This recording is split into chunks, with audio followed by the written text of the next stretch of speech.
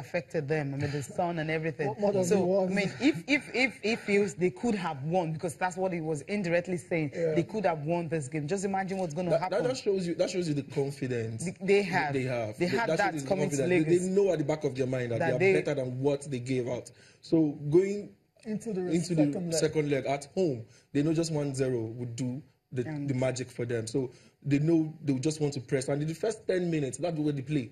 They rush you and want to get an early goal. And once they do that, you know, the antics. You might be in trouble. Okay. We'll listen to the Alger coach now talking about the game. 2 goals. The second goal is very, very nice. But in this time, we have the possession of the ball. We are in a good period for the possession, and we take a goal. It's difficult for us. In Alger, 2-3 degrees, 35 degrees is a big difference, normally. But it's not an excuse. I think the first time is for the MFM. The second half is for us, but we take a goal. The second goal is a very nice goal.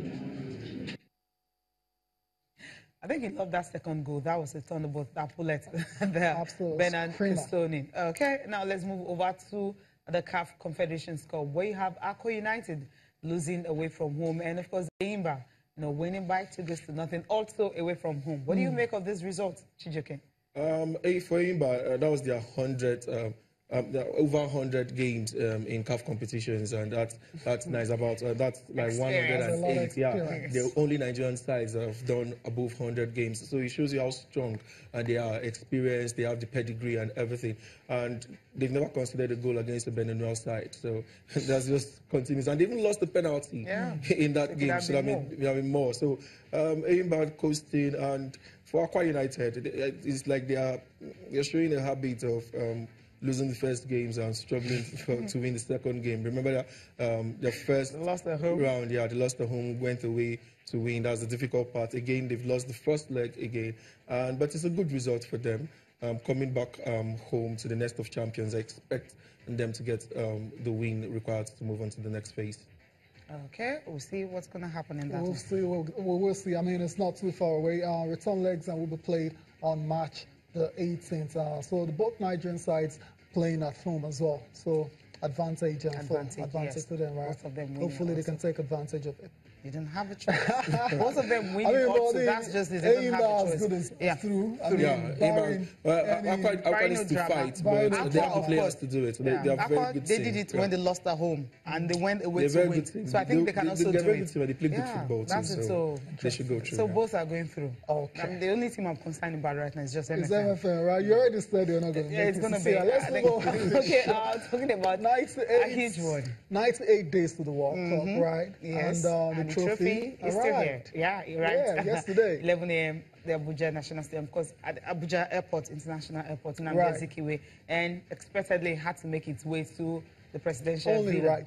Yeah, it's only right. And the president had to touch it, because he's the only one that had the right to touch it. If you check when others were actually snapping pictures, they couldn't. I mean, that's the right. That's the prize. Iconic. I mean, this guy was part of those guys who had won the France 98. Oh, dear. That's Karamba. Wow. I mean, you just see this and you start to think, can Nigeria actually win this? That's another question for another day. And then you have the Super Eagles captain, Mikel, just handing it over to President Muhammadu Buhari in July. That's in July, right? I mean, what a day that would be. I imagine it's going to be a holiday in the whole of the country. How many days did we stay holiday? 99 days I don't know about the days, but it's going to be a holiday, definitely, if Nigeria goes on to win the World Cup. But the trophy continues its tour. It's going all around across 6 continents, all the countries, and finally is in Nigeria. I mean, what can we take from this? Okay, I mean, the World Cup coming to Nigeria, can this motivate the team?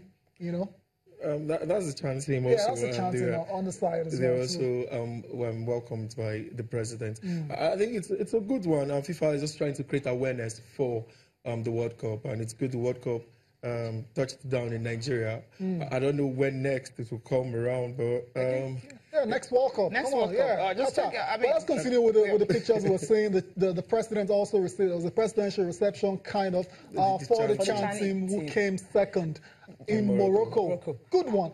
And for the ladies as well, yeah, the history makers. Yeah. You can see Shenwa Digun there, you can see Simidele Adeagbo there, being received by President Muhammadu Buhari for the exploits at the 2018 Winter Olympics in Pyeongchang. I mean, it's good to see Nigerian athletes, being recognized, being acknowledged by the after making history. It was both ways of history, but they made history by qualifying for the Winter Olympics for the first time. And they made some of us pay attention to the Winter Games, and that's good enough for them.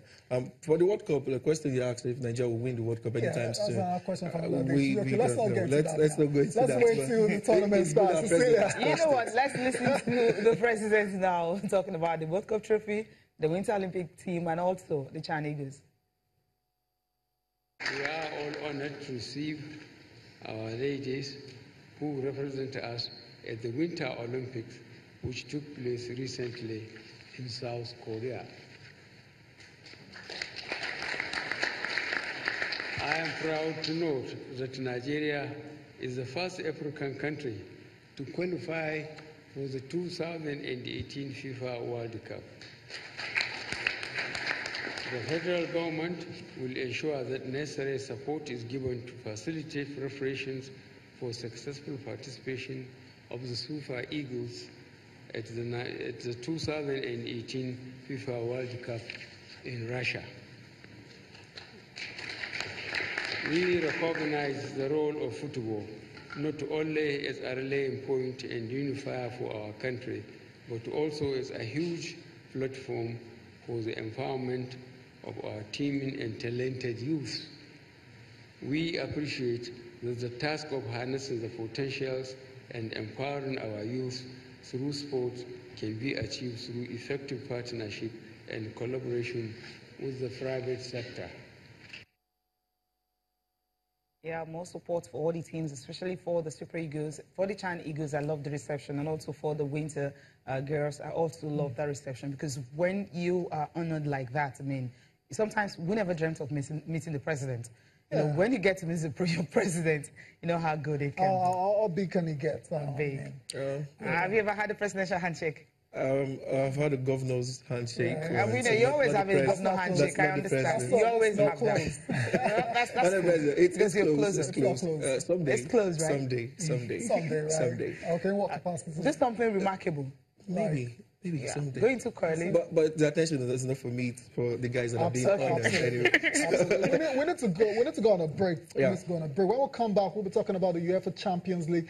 We also spare thoughts for the Super Eagles list that was released for the friendlies against Serbia and Poland.